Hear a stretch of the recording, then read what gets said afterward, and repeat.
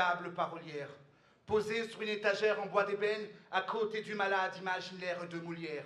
Ses pensées muettes murmurent dans une coque de lombie désuète le livre secret d'une vie amère. Avare de poésie, il fallait veiller toute la nuit pour entendre le récit journalier de cette ménagère. Elle se met à nu de ses errances du passé. Éperluée, je lui volais l'antique du combat fabulesque. Que dis-je? Je lui volais l'antique du combat romanesque du corbeau de la colombe qu'elle n'osait m'avouer. Car telle origine, disait-elle, c'est elle qui a eu le mauvais rôle. Depuis rares sont ceux qu'on se nos vole heureux. Pourtant, il n'est pas plus dangereux qu'un autre. La part d'obscur chez lui est toute à l'extérieur. Mais s'il faut de la nuit trouver un responsable, je suis toute désignée, disait-elle. La chouette ou le chat noir savent de quoi elle parle. Ridés secs comme ces vieux troncs qui fleurissaient dans la forêt, ses idées mûrissaient face au passé douloureux, pour s'emmurer dans l'espérance d'un avenir heureux. Dure et sèche d'aspect, je ne l'ai jamais vue juteuse. Pourtant sa peau crevassée se fragilisait dans un noir douteux, dans des larmes qu'elle a sans doute versées. Je pouvais lire dans ses yeux, couleur de son époque controversée. Chocolat blanc, des lieux de lait ça fait mieux. Café crème, café au lait, ça tisse les traits aussi vite que les liens, mais ça se casse aussi vite que détresse. Voilà les raisons cachetées de son immense détresse. On ne peut qu'acheter éternellement qu'on émue la tresse. Que les tuiles du souvenir s'embrinquent de la déconstruction, afin que la reconstruction se fasse dans la bringue avec les briques, et que s'imbriquer rallume la flamme, pour qu'il jaillisse de ce mur à tout jamais les flaques d'une mer en crise.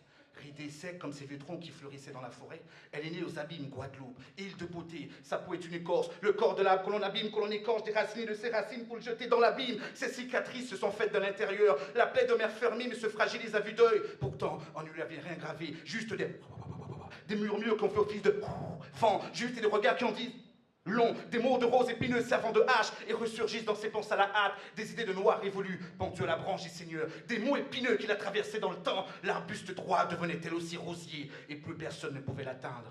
Elle en a vu des vertes et des pas mûres de l'autre côté de la frontière, mon aïeul. Sur son armure fleurit un mur meurtri de rides de courage aussi belle que le glaïeul. Et sur sa peau mettait de l'enduit, afin que se tarisse sa source d'amertume, pour qu'il jaillisse de ce mur à tout jamais les flaques d'une meurtre de pleurs. Que le vase vienne avec le vient, et que le vient avec le va, et que le refrain fasse. Ça s'en va, et ça revient, c'est fait de tout petit rien. Ça se clame, ça se déclame, ça se slame, jusqu'à devenir un air légendaire. Heureusement pour moi, ses pores respirent encore malgré son vieux décor. Elle se souvient du voyage qui l'amena à bon port. Cornélienne a vendu sa porcelaine et s'est vêtue de laine pour revêtir son corps. Malgré ses souffrances intimes, elle n'a jamais craché sous cette France infirme. Ce templier de la sagesse nous a toujours laissé voir par nous-mêmes, car selon elle, chaque homme a son histoire. Et dans toute histoire d'un homme qui cultive ses faiblesses, par sa richesse d'esprit ou par sa capacité à discerner le bien du mal, appauvri ou agrandi, l'homme ne doit voir que par lui-même, disait-elle. Appauvri ou agrandi, l'homme ne doit apprendre que par lui-même, disait-elle. Elle en a vu des vertes et des pas mûres de l'autre côté de la frontière, mon aïeul. Sous son armure fleurit un mur meurtri de rides de courage, aussi belle que le glaïeul.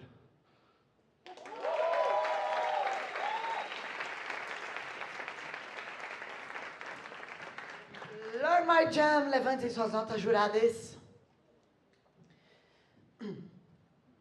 Temos um 9.9, 9.9, 9.9, 9.9 e um 10.